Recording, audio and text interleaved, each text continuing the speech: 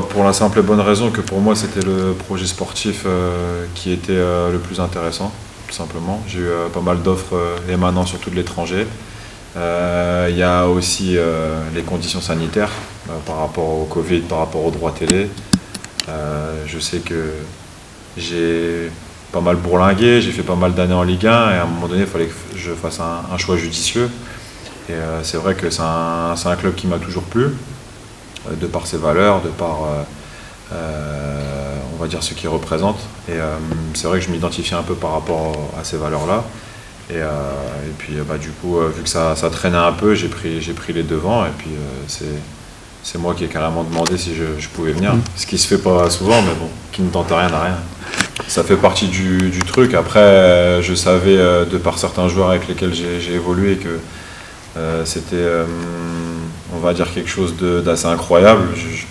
Je peux en témoigner maintenant, mais c'est un truc en plus, on va dire. Mais moi, ce qui m'intéressait, c'était surtout la situation du club, les objectifs, ce qui était mis en place pour se donner les moyens d'arriver aux objectifs. Et je pense que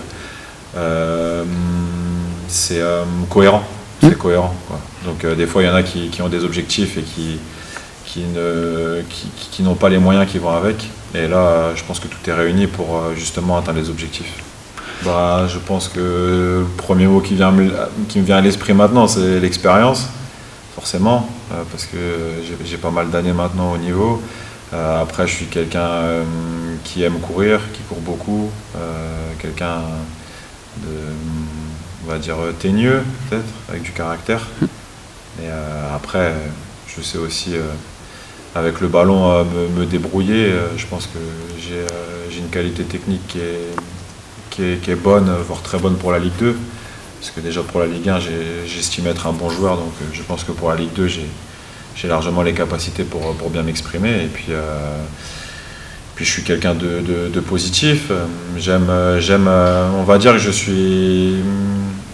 Ma qualité première, j'arrive à transmettre beaucoup d'énergie, en fait. Et je pense que c'est important dans un groupe, quand on voit quelqu'un qui se démène et qui se donne, arriver à embarquer avec lui 3-4 joueurs, des fois ça peut donner un souffle positif à l'équipe. Et on va dire que c'est ça qui me caractérise le plus. Voilà, ça c'est les questions classiques. Et il faut un paquet de choses. Il faut déjà un groupe de bons mecs, ça c'est important. Il faut un bon état d'esprit. Faut travailler. Il ne faut pas se contenter de dire qu'on a une bonne équipe et se relâcher. Non, il faut mettre un état d'esprit conquérant.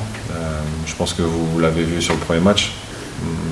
Malgré la situation sur le papier, on va dire que ça ne s'est pas passé comme prévu. Donc c'est un marathon, donc c'est très très long.